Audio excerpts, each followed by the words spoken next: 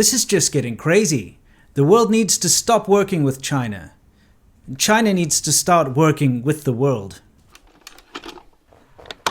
The world needs to work with China. This is something I've heard coming out of the pro-CCP camp and of course the CCP itself. Somehow we are to believe that it is the responsibility of the rest of the world to work with China because it's the rest of the world that's actually the problem, not China. Utter bullshit. Excuse the language. This "the world needs to work with China" statement is both insulting and ignorant. It is China that needs to work with the rest of the world. Here's the thing. I actually want China to improve, but I want China to improve beyond the superficial wealth and infrastructure crap that you see them putting out there all the time. Sick and tired of hearing this thing about how people have been lifted out of poverty. Guess what? It's not the government that lifted them out of poverty. It's actually when the CCP unshackled the people of China, the hardworking people of China, and actually allowed them to engage in capitalism and whatnot, that they raised themselves out of poverty. It's kind of like if a tyrant allows his slaves to freely go and feed themselves, and they feed themselves, and then you go ahead and say, well done, look how great this tyrant is. Something along those lines. Anyway, yes, we see infrastructure. Yes, we see big buildings and high-speed trains and all this kind of thing. What good is money and high-rises and all this fancy stuff if your society is stifled, government-controlled, spiritually hollow, and morally bankrupt? You see, the idea that the world needs to work with China is laughable. The world has been working with China for decades, sending aid. Okay, it'll blow your mind. If you want to try and look up the stats, how much money your country has sent to China as aid over the past couple of decades, you'll be surprised. In fact, over the past year. I mean, last year alone, what, 70 million pounds was sent from the UK? You know, we got hundreds of millions of dollars from all different countries going into China as aid. This is a country that's sending probes to Mars. This is a country that has its own space program that's landing things on the moon and whatnot. And we're sending aid to this country? Does that not seem a little crazy to everybody? So let's get back to it. Sending aid. Adding China to the World Trade Organization, acknowledging the One China policy. For those of you who don't know, that's when China insists that you are not allowed to call Taiwan a country or Hong Kong to separate from the mainland, and everybody has to acknowledge everything that China says as being part of China as part of China. And this has, of course, destroyed a lot of good relationships between countries and Taiwan, for instance. I know South Africa used to have good ties with Taiwan until this One China policy thing was forced on South Africa, and then, you know, all ties had to be cut and you could only deal with mainland China. This also means that some countries, when a Taiwanese person is deported, they get sent to China, mainland China. It's a big mess, but the rest of the world has been acknowledging it for decades now, and it's unfair to certain countries and people. So, acknowledging the One China policy, giving preferential trade agreements to China. Do you understand what this has done to the rest of the world? The fact that it's cheaper for somebody to send a 50-cent component from China all the way to the USA to my door than it is for somebody in the same state as me in the US to send it via the postal service to my door. It just shows you how it's completely crippled and destroyed businesses and entrepreneurs around the world. Because why would I bother creating something if I have to ship that thing to my neighbor, and it costs more to ship that thing to my neighbor than it does for a Chinese company to ship it all the way from China to my neighbor? You know what I mean? And maybe this will answer your questions. A lot of people ask, why is it that I can buy a very cheap thing off Amazon or off Alibaba or something, and it arrives, maybe it takes some time, but it arrives with free shipping or almost no shipping to my door all the way from China? This is because there are all these tax breaks, all these import duty cuts, all these special preferential treatments. You know, the Chinese government's offering subsidies to companies shipping. The World Trade Organization, because China is listed as a developing country, give them all these cuts and breaks. So shipping and trade and things like that is absolutely tilted in China's favor. And this is the world working with China, giving China a chance. So preferential trade agreements, allowing Chinese state media and organizations to flourish abroad. So you can go on YouTube or you can even turn on the TV, or you could do whatever, you will find China's state media there, CCTV, CGTN, all these really annoying propaganda channels. Obviously, Beijing is not very savvy in pushing out its propaganda, I guess, for some people. Out there blasting Chinese propaganda and all the government things out there to you. They take out adverts in newspapers in Times Square, you know, you name it. They can do what they want because the world is working with China. Confucius Institutes.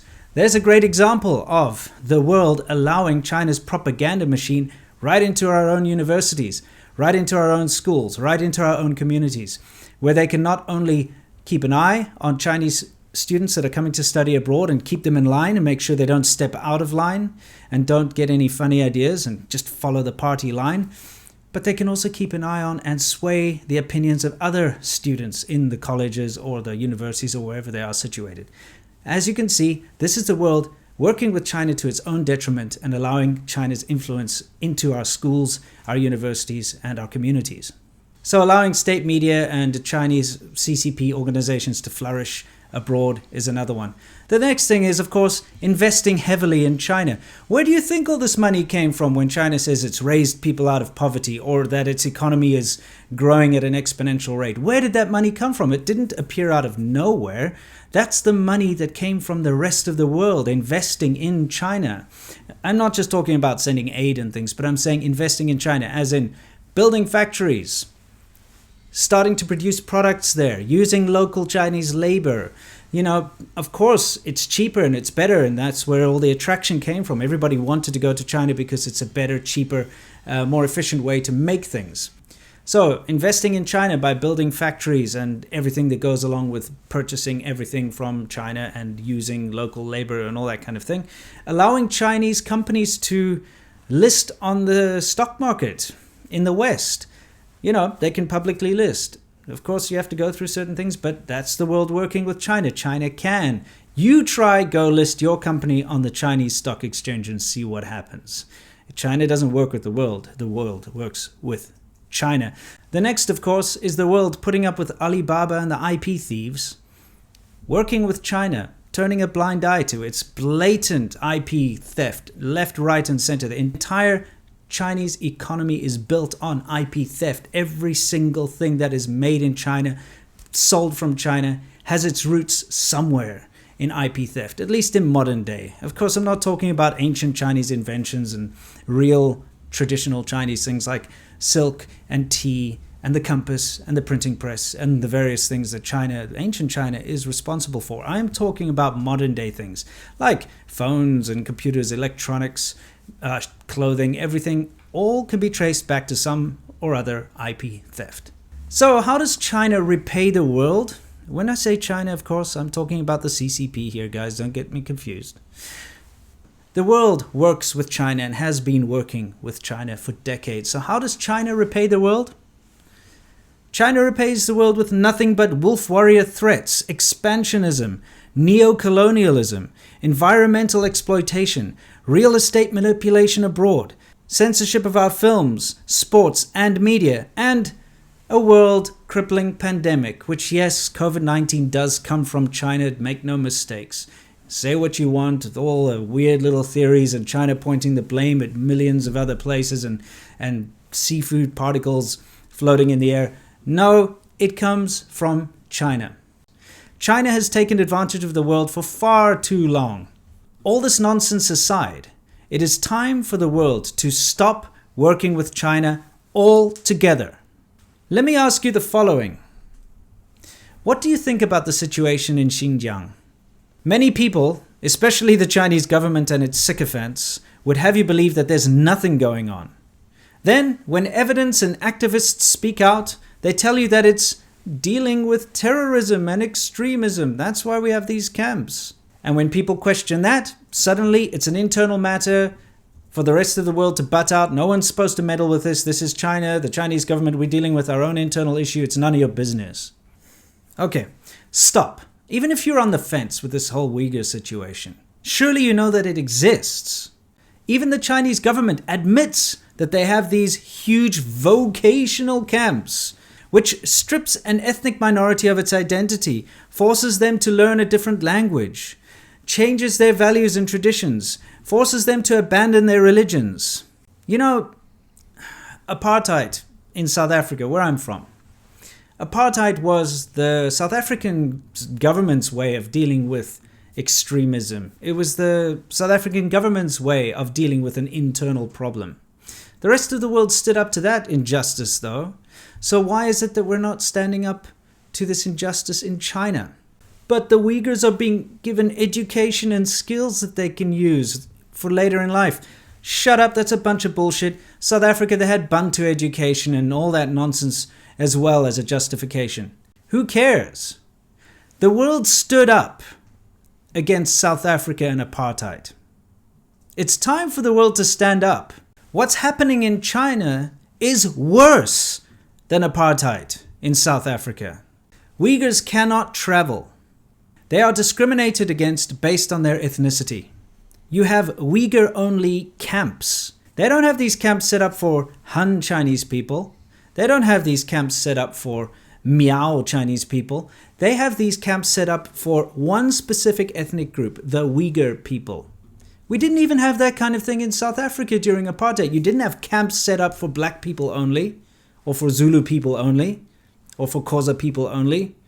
This is apartheid and discrimination on a much grander scale. There is segregation. Hell, although it's being denied all the time, there's definitely some form of forced labor. There are stories of forced sterilization, rape, and all these other nasty things. And even if you don't buy it, even if you don't buy the more extreme parts of what's going on in Xinjiang, you have to, at the very least, know that there's something very rotten going on in China. If you stood up against apartheid in the past, if you're the kind of person who stands up against racism, discrimination, and injustice, you must stand against the Chinese government. We're at a point now where it doesn't matter what positive things the Chinese government does. It does not excuse what's going on as far as human rights atrocities are concerned, and as far as the environment is concerned, and a slew of other things. We cannot allow these sins to be forgiven just because they're raising the wealth level up and have nice buildings and trains. The first heart transplant in the world was performed in South Africa. Does that excuse South Africa for apartheid? I don't think so. You can't look at these nice things and say, oh, because there's some good things there, we can just forget about all the bad things. No. Wake up, world. It's time for China to start working with us, not us work with China. Until next time, guys, unlike the CCP, and when I say China, I'm talking about the CCP for all you dimwits out there who somehow think that I'm saying all Chinese people or something like that. I'm talking about the Chinese government here. Until next time, unlike the Chinese government, stay awesome.